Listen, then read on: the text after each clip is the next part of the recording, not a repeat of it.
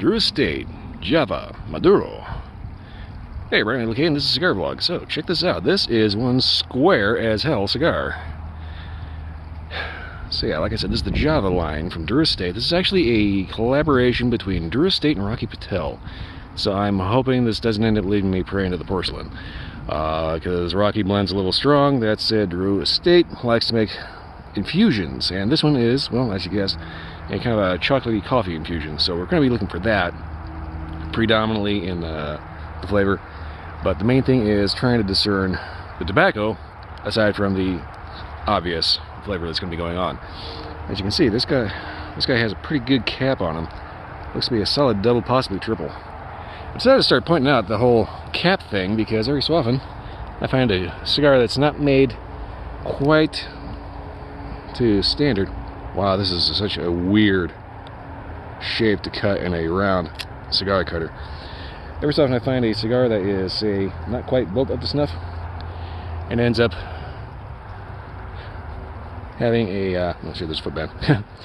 Ends up having a little bit of a problem with the cap flaking off because there was just one and it was flimsy and barely stuck on. Might actually love if I had that in frame.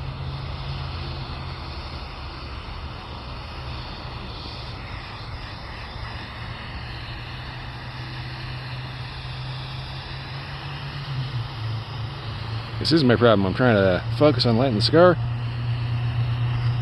instead of actually paying attention to what I'm doing.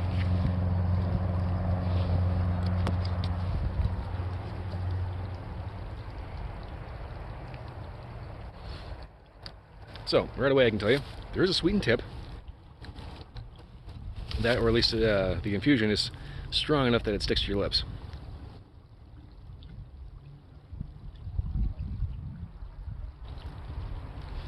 Beyond that, I'm getting more or less just kind of a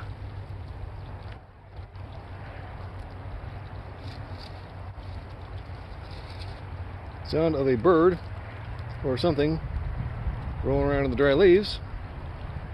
I'm hoping that's a bird or a mouse and not a snake. Anyway, the overall flavor I'm getting off of this is kind of just like plain Jane tobacco, but there's that sweet, kind of marshmallowy, just kind of generically sweet thing going on with the tip that I'm kind of having a hard time with the infusion here.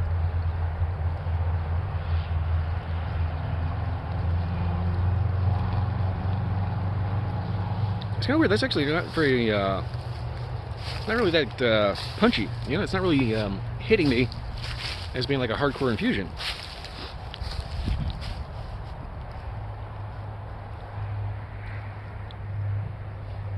So basically, it's kind of striking me that there's kind of a spicy, coffee-ish tobacco layered with a kind of coffee cocoa infusion, predominantly a coffee thing. But the main thing that really is getting in the way of that is that sweet tip, which is perhaps a little over the top. I do know they make a mint version of this as well, and that one you can't taste the tobacco at all. All it tastes is just chocolate and mint, but that's not this.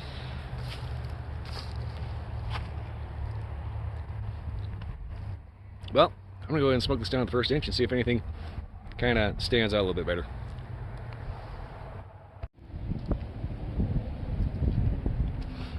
All right, so we're about an inch in so far. There's a very pronounced coffee, kind of slightly cocoa coffee Java flavor from the infusion. The overall tobacco, though,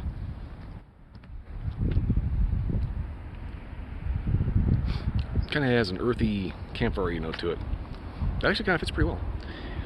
That's one of the things I notice about these Drew Estate infusions is that the actual infusion and the tobacco tend to mesh pretty well, as opposed to something like CAO, which has a very discernible tobacco and a very discernible infusion that kind of don't mix. So whatever Drew Estate's doing, CAO is not getting it. But anyway, so far everything seems to be burning all right. But the main thing that you're probably going to notice with this is the sweetened end of this, because it is a little on the overpowering side. It's the first thing you're going to notice, and every time you lick your lips, you're going to notice it even more.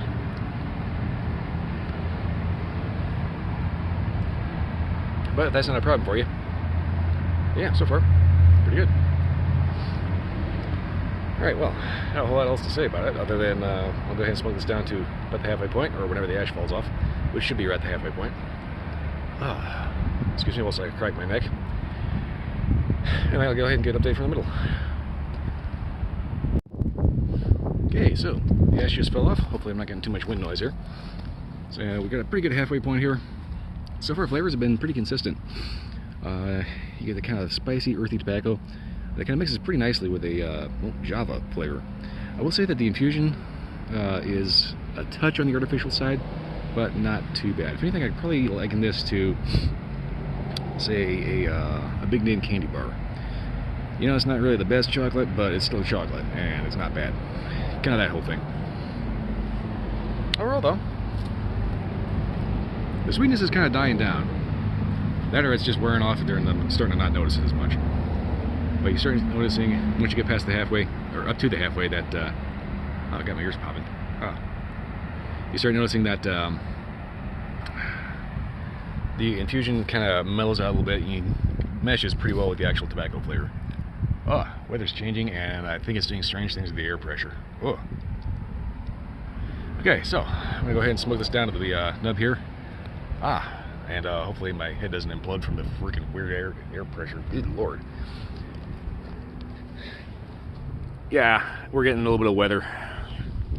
So anyway, I'm gonna go ahead and smoke this down and get a final update. See if anything changes or wakes up or does anything different. And see if maybe the wind can blow across my mic a little bit louder.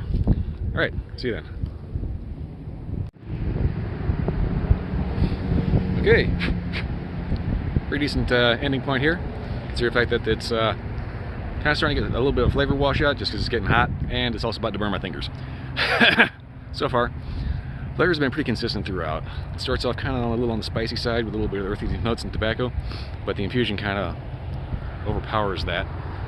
Towards the middle, everything kind of blends pretty well, and you end up getting, well, a decent kind of cocoa, coffee, Java, just like the name implies.